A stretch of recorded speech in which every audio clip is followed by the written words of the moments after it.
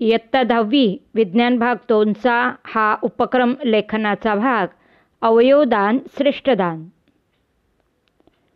उपक्रमाचे नाव आहे अवयव प्रत्यारोपण करण्यासाठी तुमच्या परिसरामध्ये जनजागृतीकरिता कोणते प्रयत्न कराल.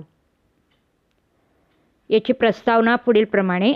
मानवी अवयव प्रत्यारोपण म्हणजे आधुनिक वैद्यकीय शास्त्राची एक मोठी उपलब्धीच आहे.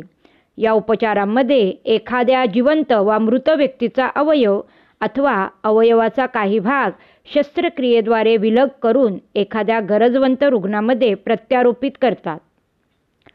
ज्यांचा एखादा अवयव कायमस्वरूपी निकामी झाला आहे अशा रुग्णांसाठी ही प्रमाणित व उपलब्ध अशी उपचार पद्धती आहे.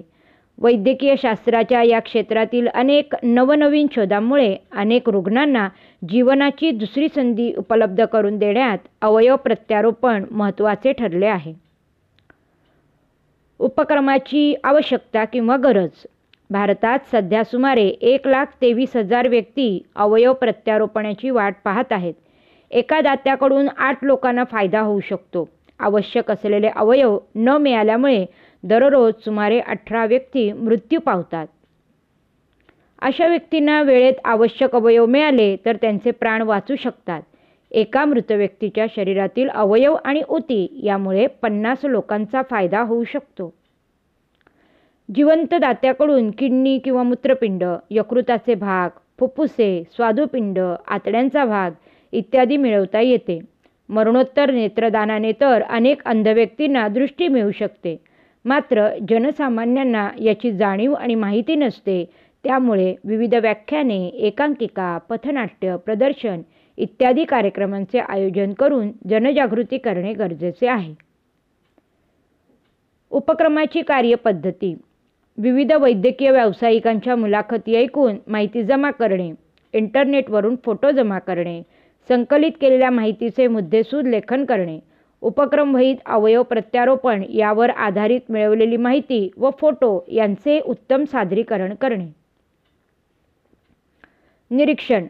अवयवदान 2 प्रकारचे असते. जिवंत दात्याकडून मिळणाऱ्या अवयवांचे प्रत्यारोपण व मृत व्यक्तीच्या शरीरातून काढण्यात आलेले अवयव. जी व्यक्ती अवयवदान करते त्याला दाता आणि ज्या रुग्णाला तो अवयव प्रत्यारोपित करण्यात येतो त्याला प्राप्तकर्ता म्हणतात. दाता आणि प्राप्तकर्ता एकाच ठिकाणी असू शकतात किंवा अवयवांचे दात्याच्या ठिकाणाहून दुसऱ्या ठिकाणी स्थानांतरण केले जाऊ शकते. यशस्वीपणे स्थलांतरित केलेल्या अवयवांमध्ये हृदय, मूत्रपिंड, यकृत, फुफ्फुसे, स्वादुपिंड, आतडे यांचा समावेश होतो. ऊतींमध्ये हाडे, कॉर्निया, त्वचा, हृदयाच्या झडपा आणि शिरा यांचा समावेश होतो. सामान्यपणे जगभरात मूत्रपिंड जास्त प्रमाणात प्रत्यारोपित केले जातात. त्यानंतर यकृत व हृदयाचा क्रम लागतो. साधारणपणे मेंदू मृत म्हणजेच ब्रेन डेड असलेली व्यक्ती दाता असते. अवयव प्रत्यारोपण करण्याआधी कायदेशीर बाबींची पूर्तता करणे आवश्यक असते. दाता हा वैद्यकीयदृष्ट्या मेंदू मृत असला पाहिजे आणि दात्याच्या नातेवाईकांनी अवयव प्रत्यारोपणाला परवानगी देणे आवश्यक आहे. प्रत्यारोपण करण्याआधी रुग्णाचे मूल्यमापन केले जाते, ज्यात रुग्णाचा रक्तगट, वय, रुग्णाची आर्थिक, मानसिक व शारीरिक स्थिती, विविध आजार, मधुमेह, रक्तदाब, शस्त्रक्रिया सहन करण्याची त्या व्यक्तीची क्षमता इत्यादी बाबींचा विचार केला जातो.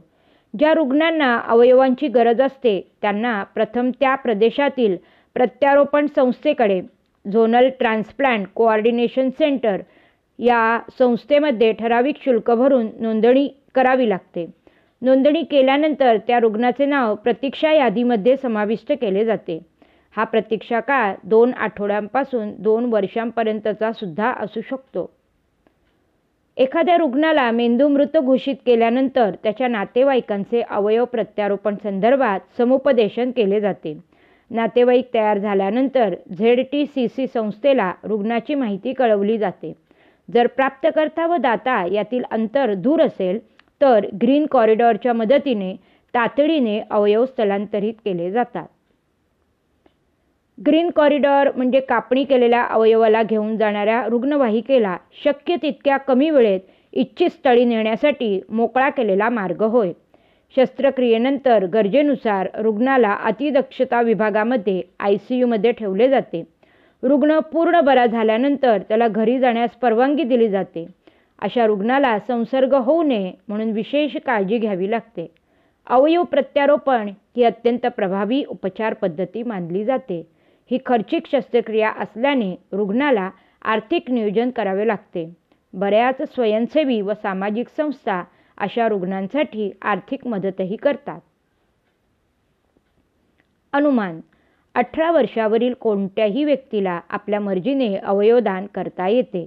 व्यक्ती जिवंत असताना स्वतः निर्णय घेऊन किंवा एखाद्या व्यक्तीचा मेंदू मृत झाला असेल तर त्याच्या जवळचे नातेवाईक त्या व्यक्तीचे अवयवदान करण्याचा निर्णय घेऊ शकतात.